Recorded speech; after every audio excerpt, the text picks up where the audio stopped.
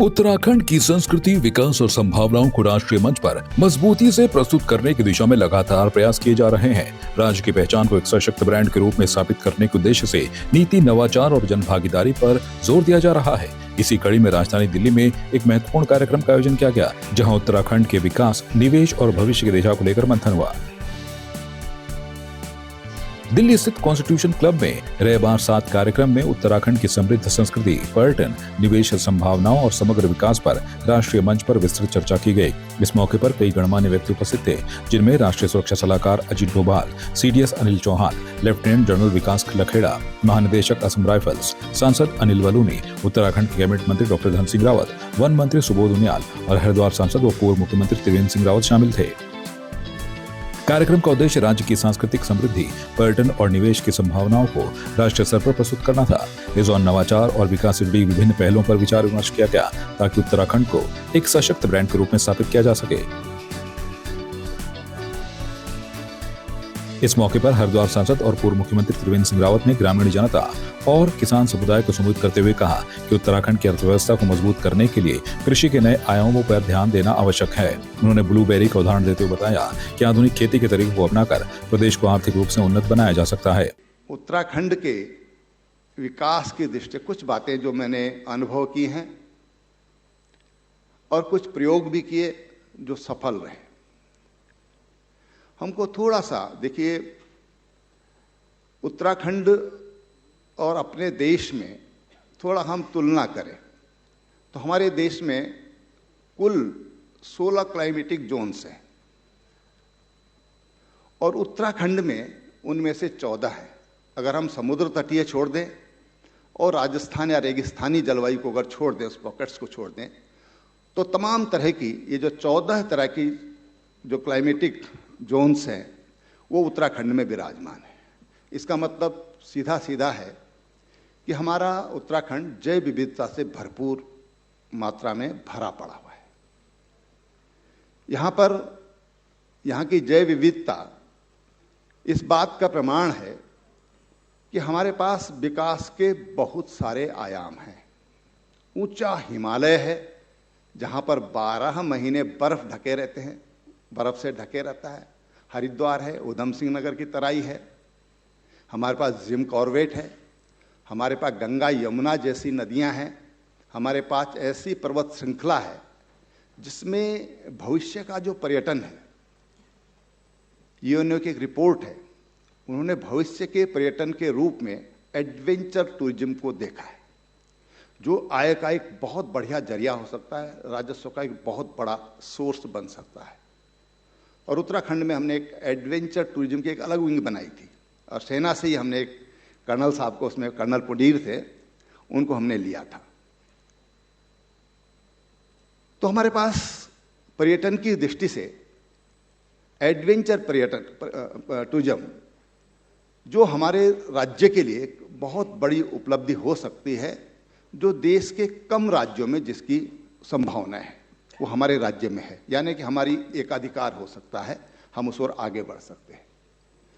दूसरी बात कि जो हमारे यहाँ हम परंपरागत रूप से किसान हैं, हम कल्पना करें कि हमारे पूर्वजों ने कितनी मेहनत की होगी पहाड़ों को काटकर खेत बनाने में।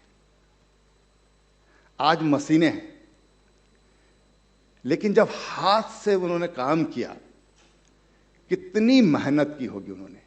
अभी भारत सरकार ने सहकारिता मंत्रालय अलग से किया है, कृषि मंत्रालय से उसको अलग करके सेपरेट मिनिस्ट्री बनाई है और जो हमारे गृह मंत्री हैं वो उसके मिनिस्टर हैं। हमारे स्टेट में धन सिंह जी कोऑपरेटिव के मिनिस्टर हैं। भारत सरकार ने बहुत बड़ा फैसला लिया है कि हमारे गांव में कोऑपरेटिव्स बनाएंगे। अब हम जो लोग यहां पर बैठे हुए हैं, हम क्या कैटलिस्ट की भूमिका निभा सकते हैं? हम उत्प्रेरक की भूमिका निभा सकते हैं? क्या हम अपने गांव में जाकर, अपने गांव के पड़ोस में जाकर के, क्योंकि इन बिखरे खेतों में खेती करना बहुत मुश्किल है और न जिस तरह का जीवन स्तर बदल रहा है, एक स्तरीय जीवन हर कोई जीना चाहता है, आगे बढ़ना चाहता है। तो ऐसे में हमारे पुरखों ने जो इतनी मेहनत से खेत तैयार किए, हम कोऑपरेटिव फार्मिंग के माध्यम से, कोऑपरेटिव से डेवलप करके और उसमें हाई वैल्यू जो हमारी खेती है उसको कर सकते हैं क्या। एक सपोज करिए आप, ब्लूबेरी है, ब्लूबेरी मार्केट में आज 2,500 से कम नहीं है, 2,500 रुपये किलो जब कच्ची होती है, जब मतलब वो उसमें ड्राई नहीं होती, जब वो 2,500 रुपये किलो, 2,600 रुपये किलो बिकती है। किसान के खेत से आज वो 1,500 और 1,560 रुपया, 1,600 रुपये के आसपास उठ रहा है। और एक 3 बाई 3 के जगहों में हम 4 किलो पैदा कर सकते हैं, यानी कि 6,000 6,500 रुपया हम उसमें कमा सकते हैं। एक उदाहरण दिया मैंने आपको, और उसके लिए हमारा उत्तराखंड बहुत उपयुक्त है। देहरादून में भी पैदा हो रही है, अच्छा हो रहा है, 4 किलो देहरादून में, 3.5-4 किलो देहरादून में भी दे रहा है। लेकिन अगर हम थोड़ा हाई एल्टीट्यूड पर जाएं तो इसका प्रोडक्शन बढ़ जाएगा। लेकिन ये बहुत ही वैज्ञानिक खेती है और उसके लिए बहुत जरूरी है कि शुरुआत इसकी शिक्षित लोग करें, उसकी हम शुरुआत करें। ऐसे तमाम तरह की ऐसी फसलें हैं, ऐसे फल हैं, ऐसे औषधीय पादप हैं कि जिनको हम एक अच्छी इनकम कर सकते हैं। कार्यक्रम के समापन पर वक्ताओं ने कहा कि उत्तराखंड के विकास को गति देने के लिए नीति, नवाचार और जनभागीदारी के बीच संतुलन जरूरी है। रह बार जैसे मंच राज्य की क्षमताओं, निवेश अवसरों और विकास से जुड़े विचारों को राष्ट्रीय स्तर पर सामने लाने का काम कर रहे हैं। कार्यक्रम में हुई चर्चाओं से यह संकेत मिला कि संगठित प्रयासों के साथ उत्तराखंड विकास की दिशा में लगातार आगे बढ़ रहा है। डेस्क रिपोर्ट, संवाद 365।